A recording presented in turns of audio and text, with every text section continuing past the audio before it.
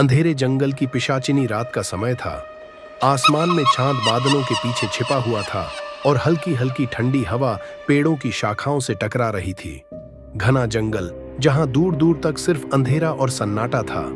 पत्तों की सरसराहट और कभी कभी किसी अज्ञात जानवर की डरावनी आवाजें ही इस वीराने को और भयानक बना रही थीं। जंगल की ओर सफर नीना, एक 22 साल की लड़की, अपने दोस्तों के साथ एक ट्रैकिंग ट्रिप पर निकली थी।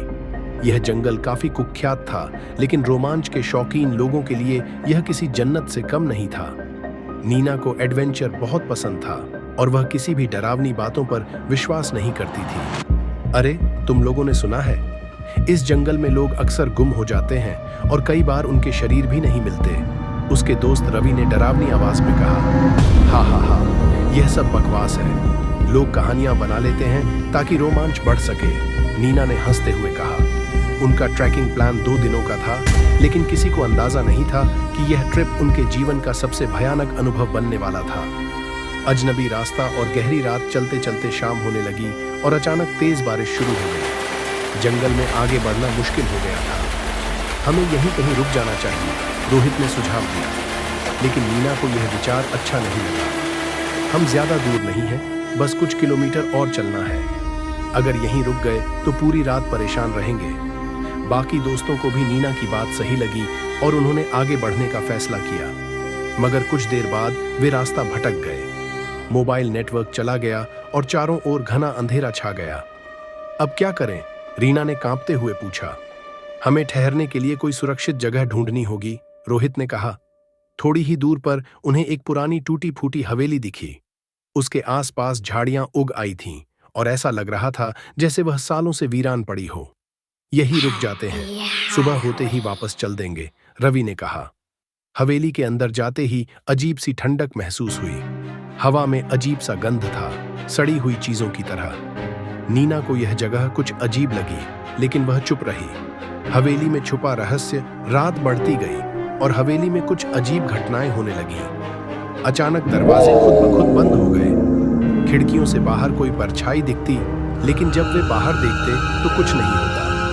मुझे अच्छा नहीं लग रहा, हमें यहाँ से निकलना चाहिए, रीना ने डरते हुए कहा। अब आधी रात हो गई है, तुम जंगल में भटकने का जोखिम उठाओगी? रवि ने कहा। अचानक एक झोर की चीख सुनाई दी। सभी के दिल दहल गए। आवाज हवेली के अंदर से आई थी। ये कौन था? रोहित ने कांपते हुए पूछा। नीना ने धीरे से आगे बढ़कर टॉर्च जलाकर देखा। सामने की दीवार पर खून से कुछ लिखा था। यहां से चले जाओ, वरना मौत तुम्हारी राह देख रही है। अब तो सबकी घिघी बंद गई। तभी एक लंबी डरावनी परछाई दिखाई दी। उसके बाल लंबे और बिखरे हुए थे, आंखें जलती हुई अंगारों की तरह लाल और शरीर हड्डियों का ढांचा मात्र था। पिशाचिनी का खौफ नीना को अचानक ऐसा महसूस हुआ जैसे कोई उसके शरीर को जकड़ रहा हो। उसने अपने गले पर एक ठंडी सांस महसूस की। नीना, रवि ने चिल्लाया, लेकिन तभी किसी ने उसे जोर से धक्का दे दिया। एक घिनौनी अजीब सी हंसी हवेली में गूंज उठी। तुम लोग यहाँ आ गए, अब वापस नहीं जा सकते। पिशाचिनी हवा में तैर रही थी। उसका चेहरा विकृत था और उसकी आंखों में खून झलक रहा था। भागो, रोहित ने जोर से चिल्लाया और सब दरवाजे की ओर दौड़ पड़े। लेकिन दरवाजा जैसे अपने आप बंद हो गया। नीना ने हिम्मत जुटाकर मंत्रोच्चार करना शुरू कर दिया। उसकी दादी उसे एक मंत्र सिखाया करती थी जो बुरी आत्माओं को दूर भगाने के लिए था। जैसे ही उसने मंत्र बोला, पिशाचिनी चीखने लगी। नहीं, रुको! लेकिन नीना ने मंत्र पढ़ना जारी रखा। हवेली जोर जोर से हिलने लगी और खिड़कियां अपने आप खुल गईं।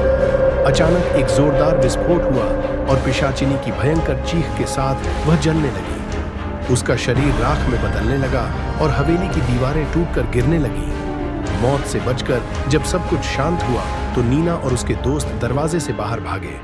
सुबह हो चुकी थी। सूरज की रोशनी फैलते ही हवेली गायब हो गई, जैसे वह कभी थी ही नहीं। ये सब सच था? रीना ने कांपते हुए कहा।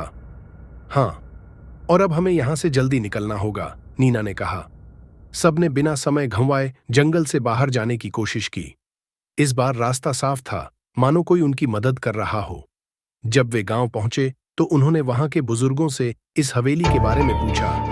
यह हवेली एक पिशाचिनी का बसेरा थी, एक बुजुर्ग महिला ने कहा। जो भी वहां जाता था कभी लौटकर नहीं आता था। लगता है तुम लोगों की किस्मत अच्छी थी, वरना कोई तुम्हें पहचान भी नहीं पाता। नीना ने सिर झुका लिया। वह जानती थी कि अगर उसने मंत्र न पढ़ा होता तो शायद वे सब आज जिंदा न होते। लेकिन एक सवाल अब भी बाकी था। क्या पिशाचिनी सच में खत्म हो गई थी, या फिर वह किसी और शिकार की तलाश में थी?